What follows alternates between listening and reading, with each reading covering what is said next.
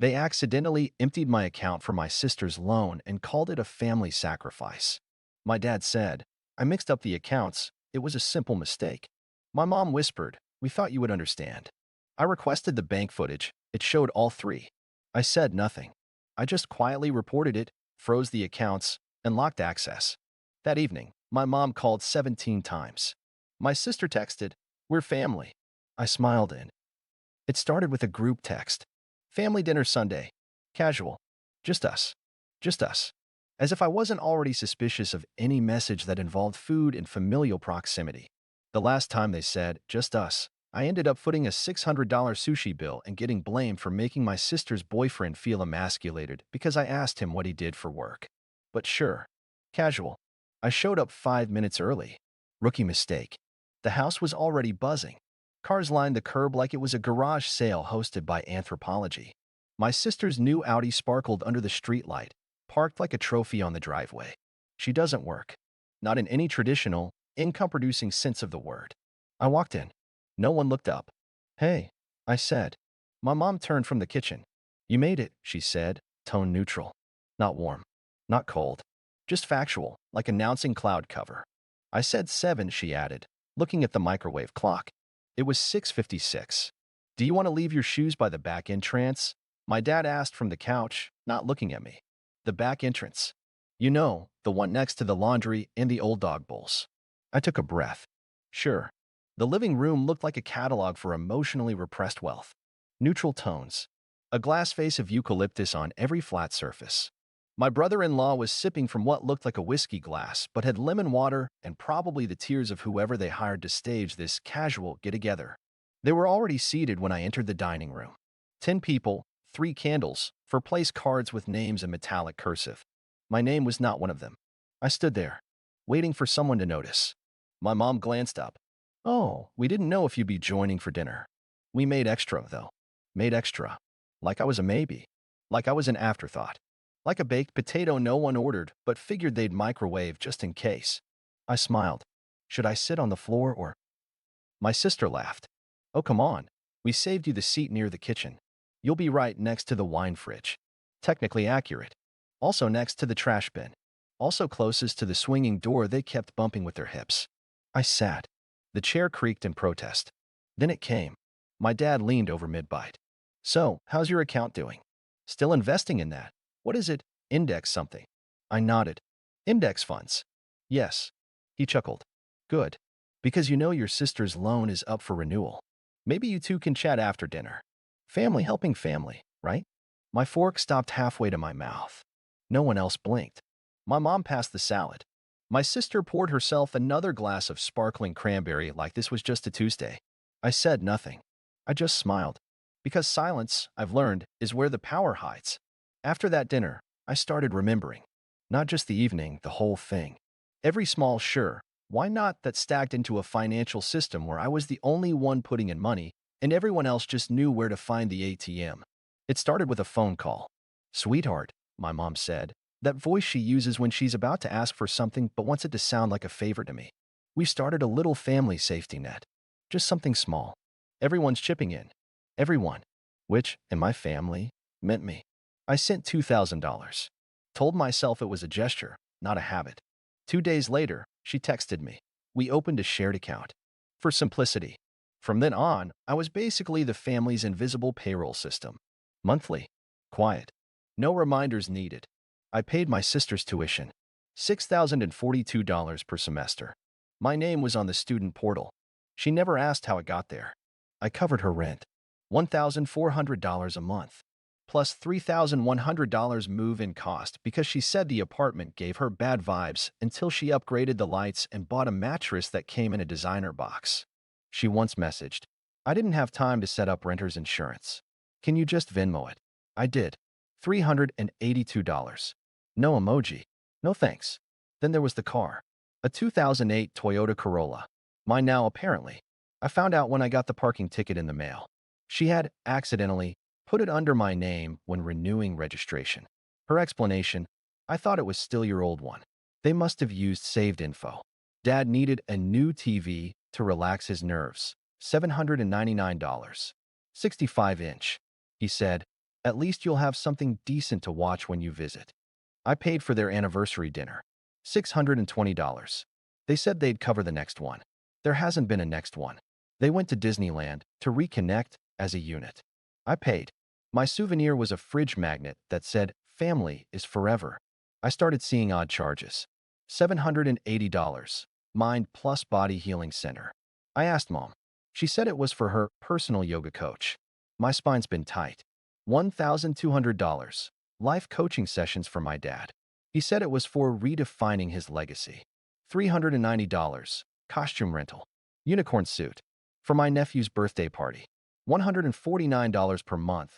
Subscription wine box. When I asked, she said, "I don't drink it. The bottles are pretty." I started to realize I wasn't helping. I was funding. When I brought it up, they acted like I was ruining the vibe. Dad. Well, someone has to be the adult in this family. Good thing it's you. Mom, you've always been so generous. We're proud of that. Sister, I'd help too, but my credit card's frozen. There was never a thank you. Just the implication that my success was community property. Then there's the one I never forgot. I was 14, won a science award, got my picture in the local paper, brought it home. Dad looked at it and said, "You think you're better than everyone now?" I didn't answer. He added, "You might be smarter, but you'll never be stronger than me. Remember that." He never congratulated me. Not then. Not ever. So when I saw the $12,000 transaction for loan payment, I wasn't shocked. Just tired. I called him. "What's this?" "Oh," he said, like I caught a typo. "That must have been a mix-up. I meant to use our account. It was for your sister. She needed help with her loan." Mom in the background. "We thought you'd understand. It was already done. And it's for family." I said nothing. That night, I requested all account activity and bank footage. Next morning, I froze the accounts. No warning. No call. At 9:04 p.m., my phone started buzzing. 17 missed calls from Mom. My sister texted, "We're family." I replied, "That's exactly why I needed to set boundaries." Then I turned off notifications and went to sleep. I watched the bank footage like people watch horror films. Leaning in, eyes dry, knowing the monster's about to pop up and still somehow surprised when it does. There they were. My dad in his Navy windbreaker that he swears is just broken in, not old. Mom with her oversized purse, the one she calls timeless, digging through it like she's looking for her conscience. And my sister, in faux designer sunglasses, inside, scrolling through her phone with the intensity of someone booking an Airbnb for a weekend she isn't paying for. They were at the counter. The banker smiled, clearly briefed. Papers were passed around. My sister signed first, like she'd done it before. Then Dad leaned over and said something that made all three of them laugh. I rewound. "He won't care. He's stable.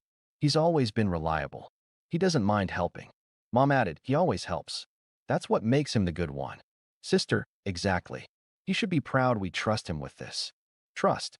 Like redirecting $12,000 from my account without my consent was a love language. I paused the video. Sat back. Let silence do the screaming. That evening, I logged in. Transferred every cent from the shared account into a new one. Requested a full hold. Changed every password. Blocked their devices from login. It took 11 minutes to erase 3 years of just helping out. At 8:43 p.m., my phone lit up.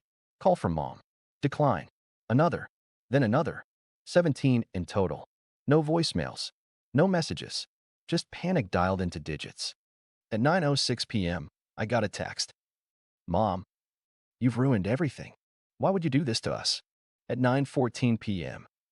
"Sister, you're disgusting. We're family. You're supposed to be there. Always." I turned off notifications. Made dinner. Ate pasta I actually tasted for once. Slept so well I didn't even dream. 7 days of silence later, my phone rang again. Dad. Just his name. No emojis.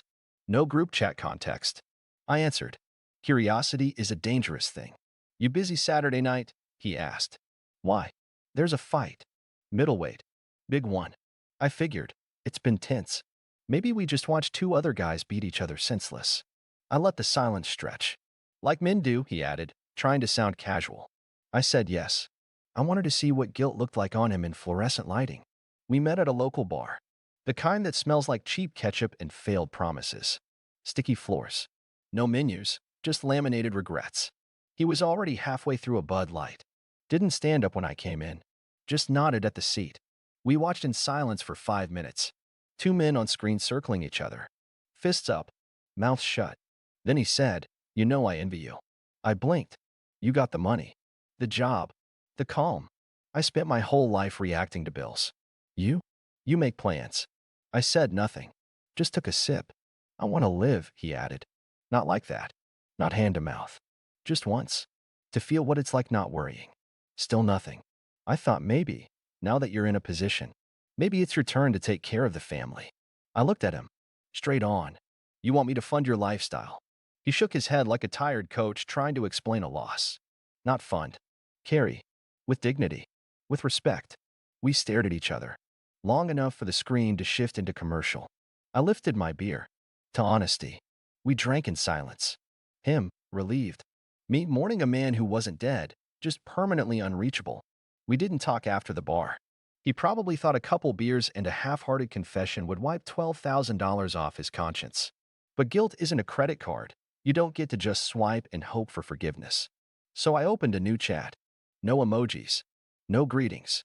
Just a title, clarification. And then I started sending facts. I renamed the group chat Clarification. Capital C, no emoji. It sat there like a loaded weapon in my phone.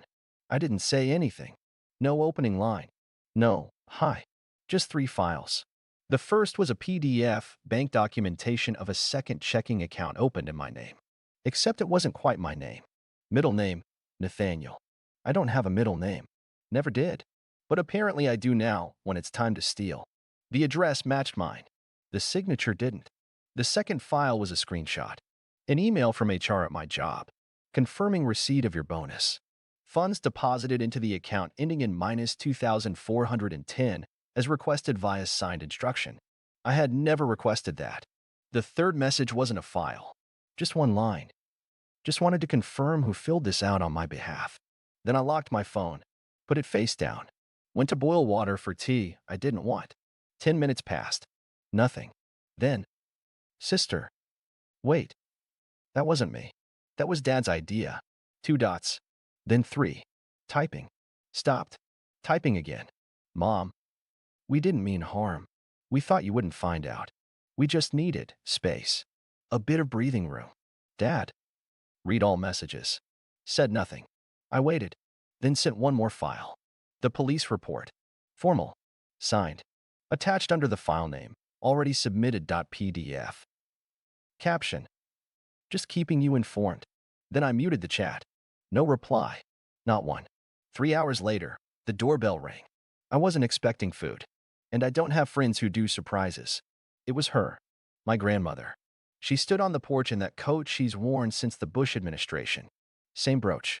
Same calm face that had outlived 2 husbands for family betrayals and a fire in her kitchen that she put out with baking soda and prayer.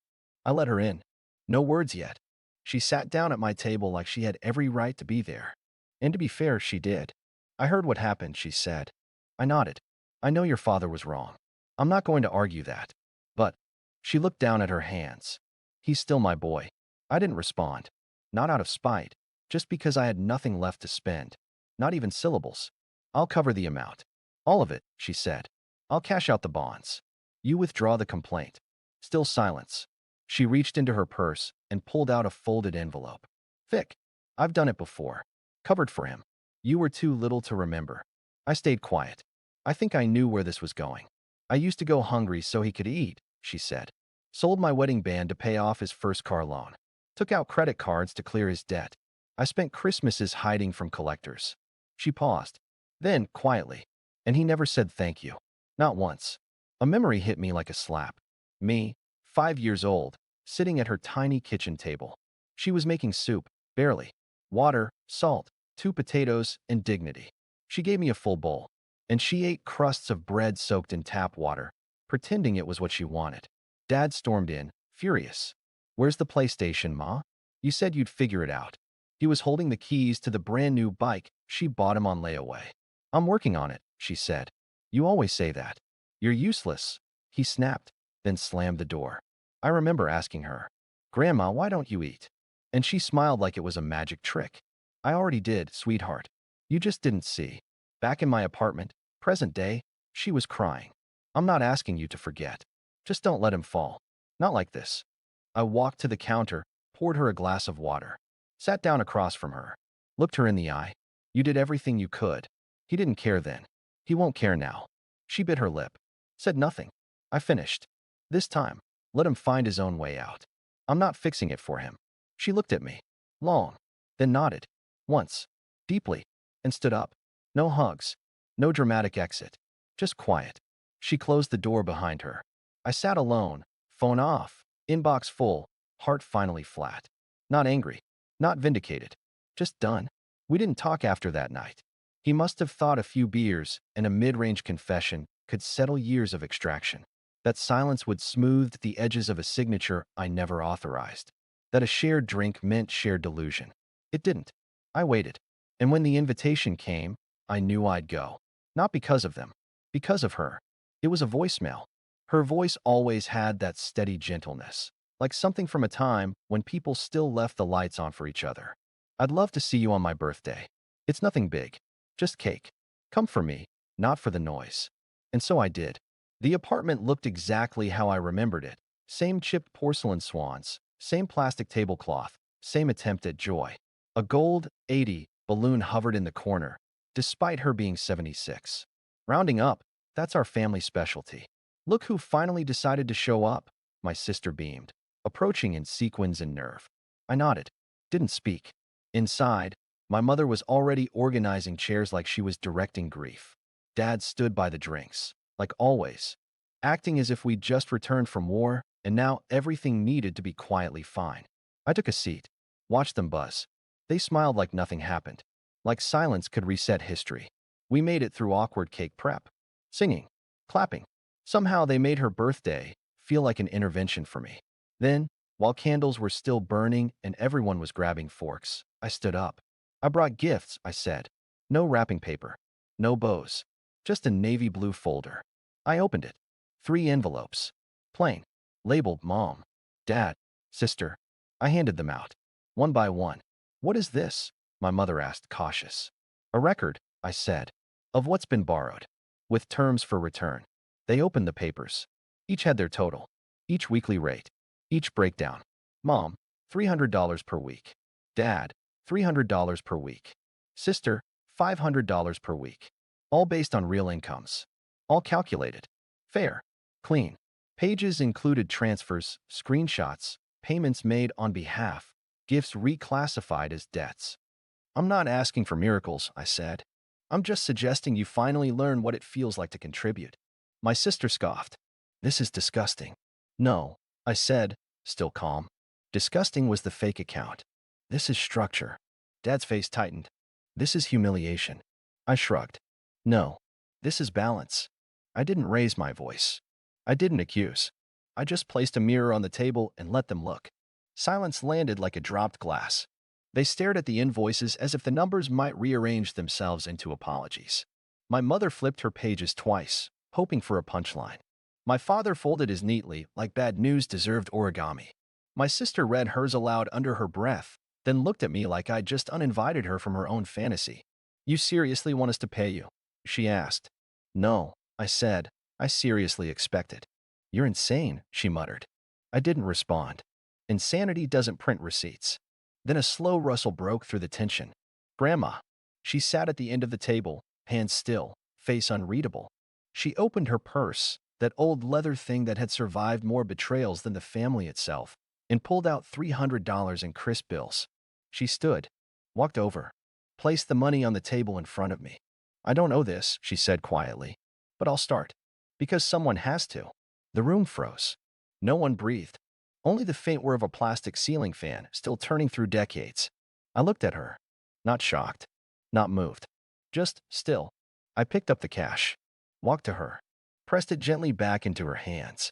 I'm not collecting from you, I said. I'm collecting from them. Because I was the one who paid. She didn't argue. Didn't plead. Just closed her hand around the bills and nodded. My sister's mouth opened, but nothing came out. My mother looked at her own lap like guilt might be hiding in the folds of her skirt. My father finally spoke. We're family, he said. This isn't how families fix things. I looked him dead in the eye. No, this is how families stay broken. Quiet theft, loud guilt, zero math. Then I turned to Grandma. Thank you, I said, for always being the only adult in this room. I walked toward the door. They didn't stop me. Not because they didn't want to. Because they finally understood. There would be no negotiation. No last-minute hug. No whisper of "we'll figure this out." Just a folder on a table. And a silence heavy with interest. The first payment came on a Tuesday. $300 from my father. No message. Just a notification. Deposit received, John S.R. Thursday, another $300 from my mother. Friday, $500 from my sister. Right on schedule, like she had a calendar labeled redemption. No apologies. No, let's talk. Just numbers. Just silence with a bank logo. I didn't respond. Didn't acknowledge it. But I didn't stop it either. I let the money do what I had done for years. Carry weight quietly. Every week, the same pattern. The same transfers. The same silence. At first, I checked each one. Tracked it. Tallied it. Then I stopped. They weren't communications. They were corrections. I named the folder Emotional Severance. Every payment got filed, labeled, timestamped. Reimbursement for years of quiet withdrawals. No one tried to call. No one knocked on the door. Maybe they knew the door was still there. But I had taken away the key. My grandmother called once a week. Always the same time. Never dramatic. She told me about the new kettle she bought, the stray cat outside, a doctor's appointment she forgot to go to. She never asked about them. Never tried to fix anything. In the fourth week, she said, I always hoped someone in our family would grow up before everything fell apart. I smiled into the quiet. You did, I told her. I just followed your lead. I didn't move away. Didn't change my number. Didn't disappear. I stayed right where I was. Same apartment. Same grocery store. Same barista who always forgot the lid. But something had shifted. I bought a car. A new one. Not for anyone else to borrow. Just mine. I signed the paperwork and smiled when they asked. Anyone else on the title? No, I said. It's finally just me. I started cooking again. Not to stretch a meal across mouths. Just food I liked. Just enough. Leftovers that stayed in my fridge. And I slept. Deeply. Without that ache in my chest that used to whisper, you forgot something. Someone needs you. No one needed me now. They just owed me. One day, I received a letter. A real one. Handwritten. From my mother. We still love you, it said. Even if you've become cold. I flipped it over. Took a blue Sharpie. Wrote on the back. I didn't become cold. I just stopped overheating. For people who never noticed the burn. I walked it back to the mailbox. No envelope. No stamp. Just returned it like a receipt. Face up. That night, I sat on my balcony. Tea in hand. City below me, humming its usual static. Another deposit hit. $500, sister. Right on time. I didn't open the app. I just smiled.